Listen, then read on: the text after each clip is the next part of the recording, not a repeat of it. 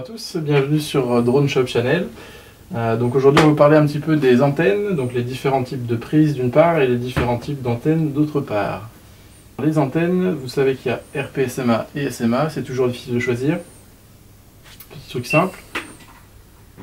Une prise SMA, donc vous voyez le petit lame de l'antenne qui sort en version mâle à l'intérieur de l'antenne.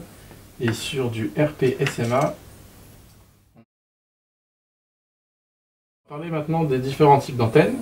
Donc j'ai toute la panoplie devant moi.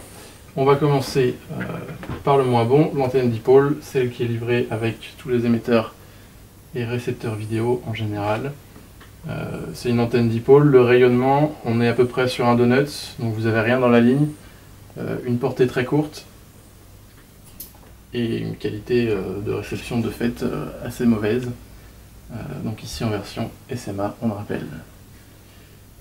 Meilleure réception, vous avez les antennes dites circulaires, donc polarisées, plusieurs types, les antennes cloverleaf, donc c'est ce qu'on a ici, 3 lobes pour l'émetteur, 4 lobes pour le récepteur, ici en version SMA droite, donc c'est ce qu'on appelle chez nous les antennes J, cloverleaf J. On a ici une radiation donc à 360 degrés, sans point d'ombre, très bonne réception. Très bonne qualité d'image, donc une bien meilleure portée que les antennes dipolaires et une assez bonne flexibilité donc suivant les montages. Troisième antenne aujourd'hui, les cloverleaf en version carénée, on va dire. Donc ici la version TX, souple, donc on lui donne la forme qu'on veut, en version SMA toujours, très pratique pour le caler sous un fantôme par exemple, ou à l'inverse sur le dessus. Et la version récepteur, donc ils sont différenciés par un RX ou un TX pour l'émetteur, ce qui permet de faire la différence. Donc ces antennes, on a le même type de radiation et de portée que les cloverleaf, puisque ce sont juste des cloverleaf carénés.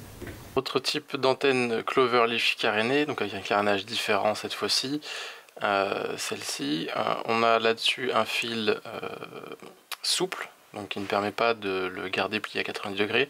En revanche, on a le choix entre des prises droites ou des prises coudées comme celle-ci. Spironnette toujours avec immersion RC et Fat Shark, la version d'origine carénée entre guillemets. Autre type d'antenne, les antennes dites hélicoïdales, donc à polarisation circulaire, qui permettent d'avoir une très bonne portée, mais qui sont extrêmement directives. C'est-à-dire que dans cette direction, si le drone se trouve en face de vous, vous aurez une très bonne portée. En revanche, si le drone se trouve derrière vous comme ceci, à ce moment-là, vous ne recevrez pas la vidéo. Il faut vraiment absolument se mettre dans l'alignement de l'antenne. Dernier type d'antenne pour aujourd'hui, les antennes patch, qui permettent... donc ce sont des antennes Fat Shark immersion RC. On a un panel de radiation assez large,